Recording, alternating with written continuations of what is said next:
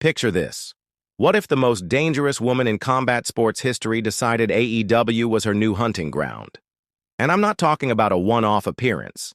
I mean a complete hostile takeover. Now let's be crystal clear. This is pure fantasy booking. As of August 2025, Ronda Rousey has not signed with AEW. She's been focused on her family, aside from a one-shot appearance in Ring of Honor back in late 2023. So what you're about to see is just us imagining a wild what-if scenario. In this video, we're simulating the single most shocking moment that could happen in AEW history, the night Ronda Rousey arrives and absolutely destroys the entire women's division. This is the blow-by-blow of how she'd do it, who she'd take out, and how she'd stake her claim. Let's get into it. The stage is set at AEW's biggest pay-per-view of the year, All Out.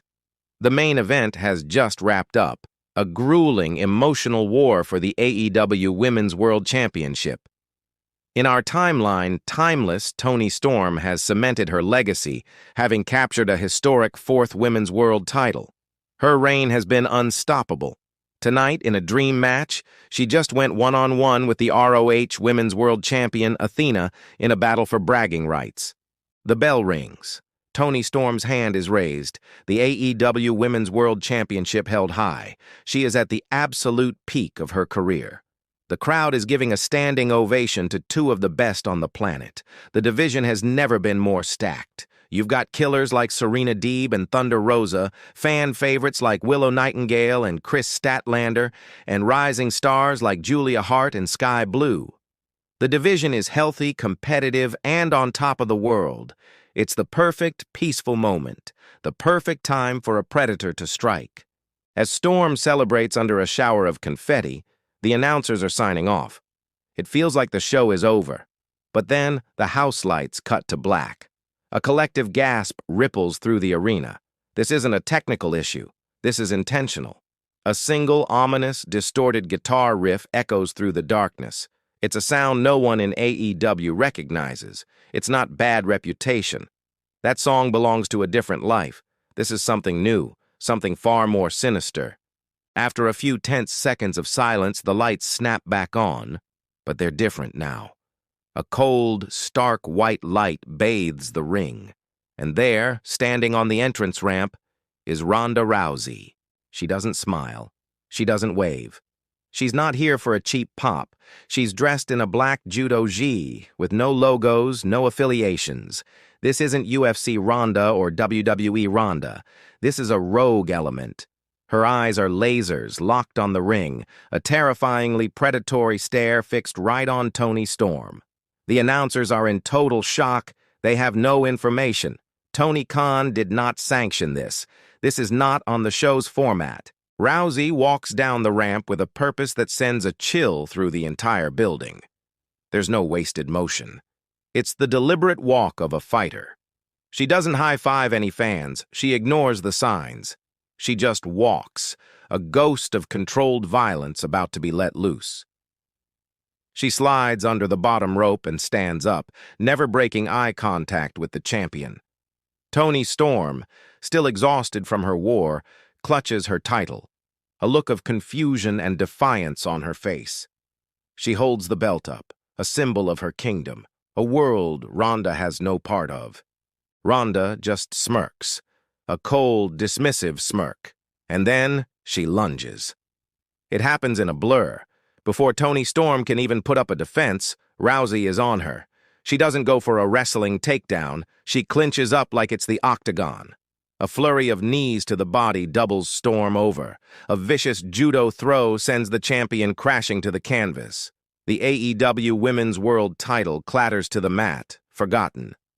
Ronda doesn't go for a pin. She mounts Storm and starts raining down grounded strikes that look sickeningly real. It's uncomfortable to watch. Suddenly, Dr. Britt Baker, DMD's music hits. The pillar of the women's division sprints to the ring, refusing to let an outsider tear down her house.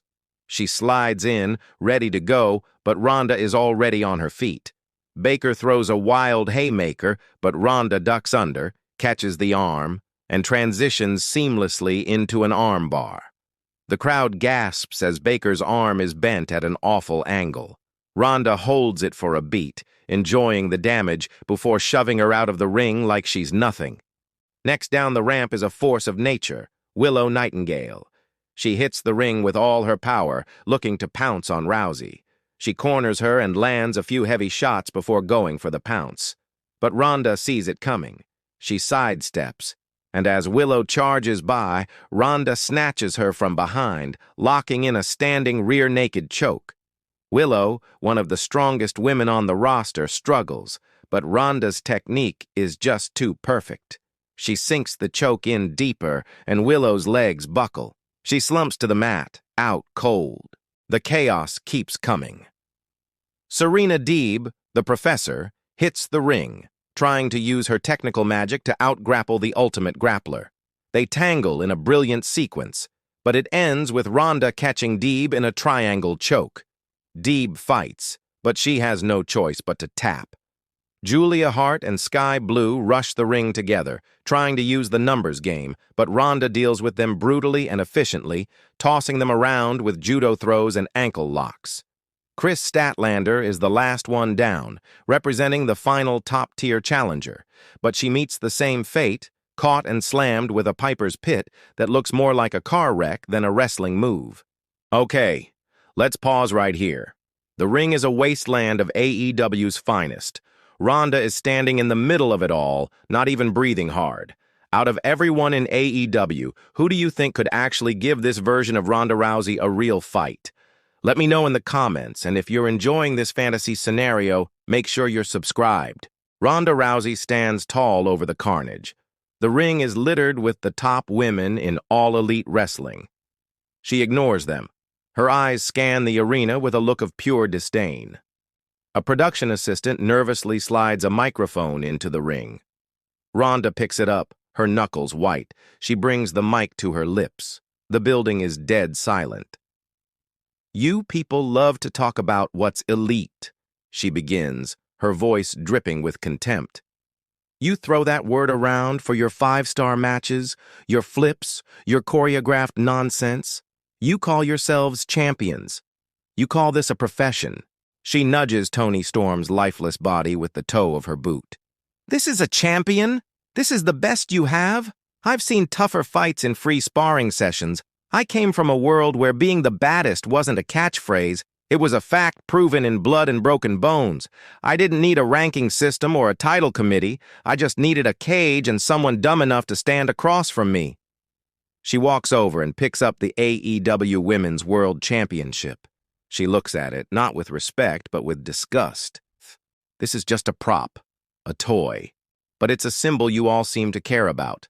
So I'm taking it. Not because I want it, not because I earned it by your silly rules. I'm taking it because I can. There's no contract. I am not an employee. I am an invading force. And as of right now, your entire division is being held hostage. This, she says, holding the title high, is my proof of ownership. This division, this ring, it all belongs to me now. If anyone has a problem with that, well, you've seen what happens when you have a problem with me. She drops the microphone with a thud. The show goes off the air with the haunting image of Ronda Rousey holding the AEW Women's World Championship over a ring full of fallen heroes, a rogue agent who has just declared war on an entire company. The fallout from that one night would be insane. AEW programming in the following weeks would be dominated by one question. What can Tony Khan even do? Ronda Rousey isn't under contract. She is an unsanctioned rogue player who has stolen the company's top prize. Legally, she has no claim to it, but who is going to be the one to take it from her? Every woman on the roster now has a motivation. For Toni Storm, it's about revenge and getting her title back. For Britt Baker, it's about defending the honor of the company she helped build from the ground up. For powerhouses like Chris Statlander and Willow Nightingale, it's about proving their strength against the supposed baddest woman on the planet. A line of challengers would form, not for a sanctioned match, but for a fight. This hostile takeover injects a level of realism and danger into the division that has never been seen before. It blurs the lines between sports entertainment and a real fight. The whole story shifts from wrestling matches to pure survival. Ronda wouldn't wrestle on Dynamite every week. She would just appear unannounced, laying out anyone who dared call themselves a contender, reinforcing the fact that she plays by no one's rules but her own. This isn't a wrestling angle. It's a siege. This is how one shocking night could change AEW forever. By throwing in an unstoppable force with no loyalty and no rules, you create a story that feels real, urgent, and completely unpredictable. You create a monster for an entire division of heroes but what happens next? Who is the first woman to step up and officially challenge the unchallengeable Ronda Rousey, not for the title, but for the soul of the division? Book Ronda Rousey's first official feud in the comments below. Thanks for watching.